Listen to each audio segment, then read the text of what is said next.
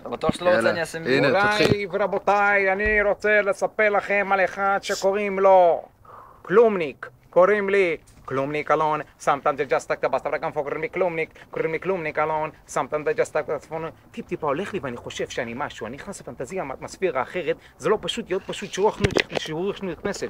זה לא אני, זו רוח שטות שולטת, נותן לי להרגיש שאני קצת יותר מאפס. אופס, מה קורה לי? הראש שלי מתעופף לי, טיפ-טיפה הולך לי ושכחתי מי אני, שכחתי שאני כלומניק, אני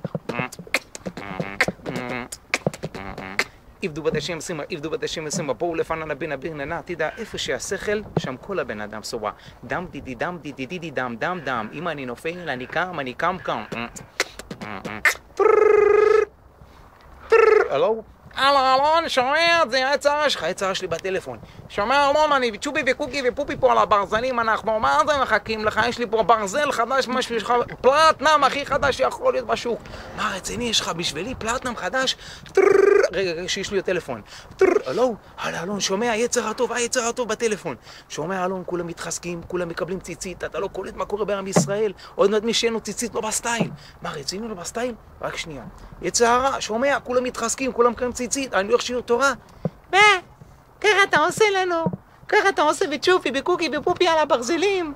זה אהבת רעך כמוך, זה אהבת חינם, זה התורה. רק שנייה.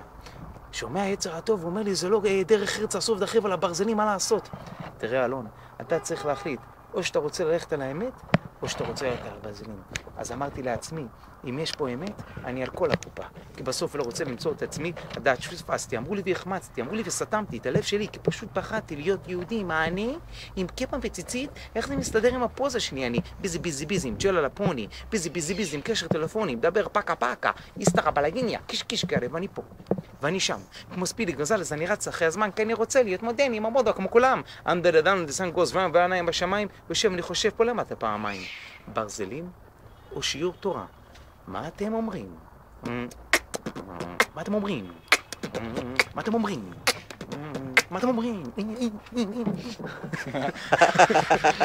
שים אחי, תרשום שיעור תורה.